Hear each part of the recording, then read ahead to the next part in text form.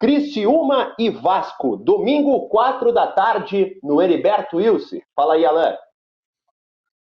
Com a volta dos jogos da Globo aos domingos à tarde, depois dos Jogos Olímpicos, Criciúma e Vasco é a escolha da emissora para o Rio de Janeiro e parte da rede nesse domingo, né? A maior parte do Brasil vai ficar com Palmeiras e São Paulo, Goiás e Rio Grande do Sul, né? TV Anhanguera e RBS TV vão ficar com o Atlético Goianiense Internacional.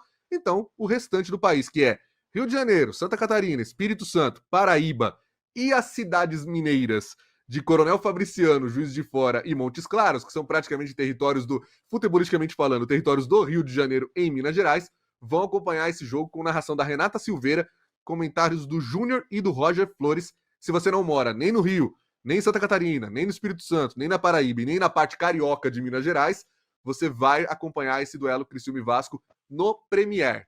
Dois times que nesse campeonato brasileiro tem uma história, né? O Criciúma goleou o Vasco em São Januário lá no primeiro turno, derrubou o Ramon que hoje é técnico do Corinthians.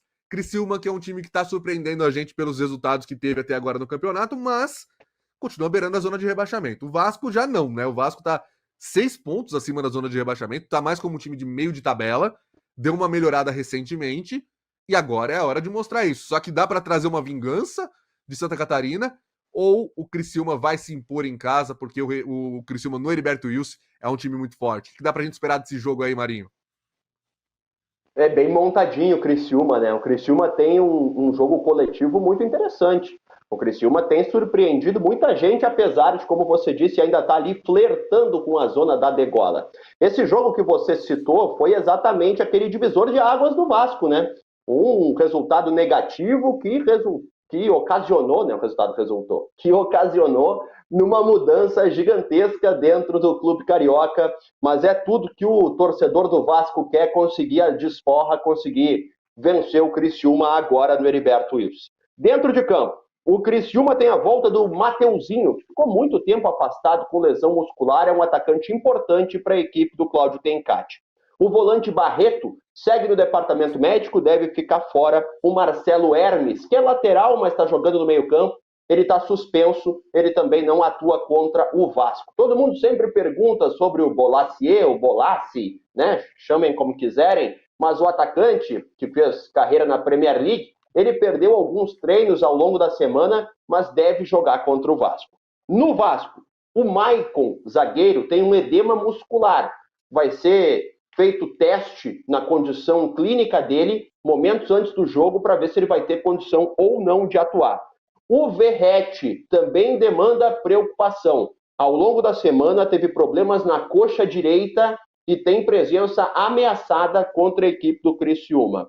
O Felipe Coutinho segue fora lesionado, que é outro jogador que demanda muita curiosidade, né?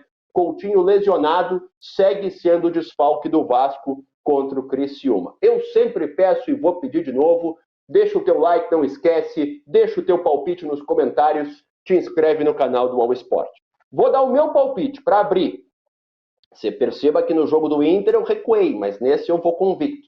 Eu acho que dá Criciúma contra o Vasco, porque em casa Criciúma é um ambiente ruim de jogar, o Criciúma é bem organizado, então eu vou de Criciúma. E aí, Alan? Siga o seu palpite, acho que o Criciúma ganha e vai ser um feito, né? Levar 6 pontos do Vasco no campeonato é muito importante para um time cuja permanência na Série A é o principal objetivo, né? Então eu acho que o Criciúma caminha nesse sentido.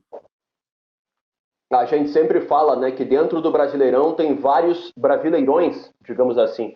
O do Criciúma é o escapar do rebaixamento, não tenho nenhuma dúvida. Eu imagino que o do Vasco seja medido ao longo da competição, né? O Vasco começou com uma expectativa melhor, daí a expectativa deu uma caída, agora meio que deu uma estabilizada. Pelo menos é o que me parece. Não me xinguem vascaínos, mas é o que me parece olhando de fora a realidade do Vasco nesse Brasileirão. Qual?